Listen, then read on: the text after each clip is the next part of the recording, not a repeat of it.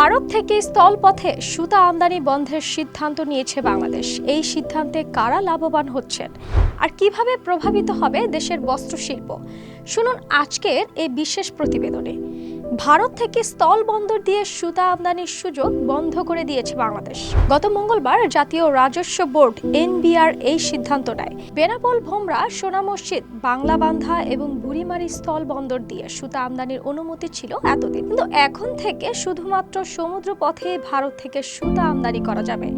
এই সিদ্ধান্তের পেছনে রয়েছে মিথ্যা ঘোষণা এবং কম দামের সুতা আমদানির অভিযোগ। বাংলাদেশের বস্ত্রশিল্পের সাথে জড়িত ব্যবসায়ীরা দাবি করছেন স্থল বন্দর দিয়ে আসা সুতার চালানে প্রকৃত পরিমাণের চেয়ে বেশি সুতা ঢুকছে। উদাহরণস্বরূপ 30 কাউন্টের সুতা চালানের মধ্যে 80 কাউন্টের সুতা পাওয়া গেছে এমন অভিযোগও রয়েছে।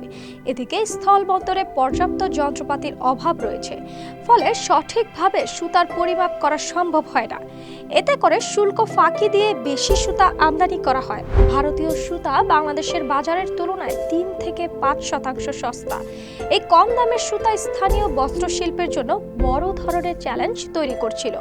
বিশেষ করে দেশের স্পিনিং মিলগুলো প্রতিযোগিতায় পিছিয়ে পড়ছিল। স্পিনিং মিল মালিকেরা জানান, গ্যাস ও বিদ্যুতের মূল্য বৃদ্ধি এবং সরবরাহের অস্থিরতার কারণে আমরা উৎপাদন খরচ সামলাতে পারছি না। এরই মধ্যে ভারত থেকে সুতা আমদানি আমাদের জন্য বড় সমস্যা তৈরি করেছিল। 2024 সালে বাংলাদেশের সুতা আমদানি বেড়েছে 31%।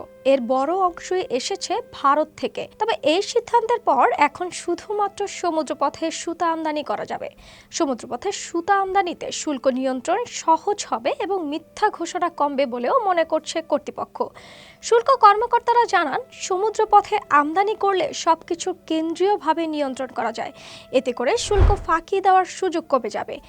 এই সিদ্ধান্তের ফলে স্থানীয় বস্ত্রশিল্পকে সুরক্ষা দেওয়া সম্ভব হবে, পাশাপাশি সরকারের রাজস্ব আয়ও বাড়বে। তবে কিছু ব্যবসায়ী উদ্বেগ প্রকাশ করেছেন, সমুদ্রপথে আমদানিতে সময় একটু বেশি লাগতে পারে বলেও জানান তারা। বাণিজ্য বিশ্লেষক জানান, ভারতের সাথে আমাদের বাণিজ্য সম্পর্ক জটিল। এই সিদ্ধান্তের ফলে উভয় দেশের মধ্যে বাণিজ্য নীতি নতুন দিক উন্মোচিত হতে পারে।